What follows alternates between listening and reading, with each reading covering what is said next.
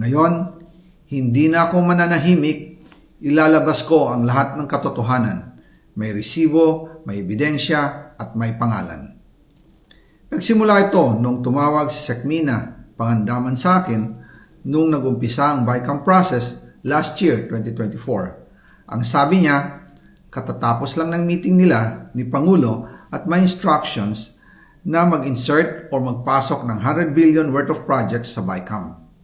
At sinabi pa ni Sekmina, you can confirm with Yusek Adrian Bersamin dahil magkasama sila sa meeting ni Pangulong BBM noong araw na yon.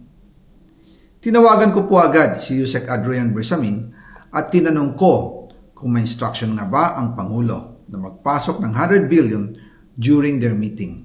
Ang sabi niya ay totoo nga po.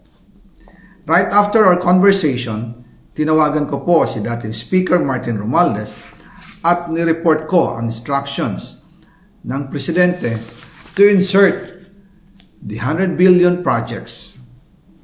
At sinabi niya sa akin, what the President wants, he gets. After ng ilang araw, nag-set po ng meeting si Sekmina Pangandaman at Yusek Adrian Bersamin sa amin ni dating Speaker Martin Romualdez sa Aguado Building in front of Gate 4 ng Malacanang at nandun din po si Yusek Jojo Cadiz. During the meeting, binigay po ni Yusek Adrian Bersamin ang listahan na worth 100 billion. Tinanong ko po si Yusek Adrian kung saan galing ang listahan.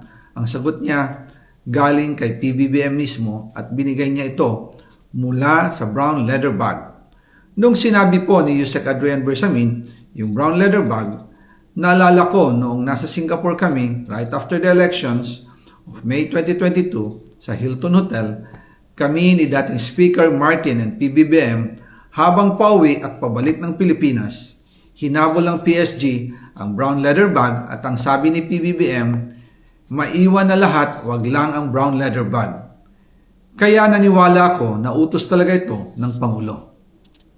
Pagkatapos ng ilang araw, I informed sina dating Speaker Martin Romualdez, Sekmina Pangandaman, Yusek Adrian Bersamin, and Yusek Jojo Cadiz na kung pwede 50 billion lang ang ipasok sa program funds dahil so sobra ang DPWH funds versus sa DepEd. In practice, hindi pwede na mas malaki ang budget ng DPWH kaysa edukasyon. And yung balance na 50 billion, ilagay na lang sa unprogram funds for the 2025 budget. Dahil Office of the President din ang nagre-release ng lahat ng unprogram funds. Pagkatapos ng isang araw, tinawagan ako ni Sekmina at sinabi ang mensahe ng Pangulo. Ipasok ninyo yan dahil pinangako na sa akin ni Speaker Martin yan. At hindi na pwedeng baguhin. Kumbaga, ang utos ng hari hindi pwedeng mabali. Again, I informed the Speaker and asked clearance about the instructions ng Pangulo. At ang sabi niya, wala tayong magagawa.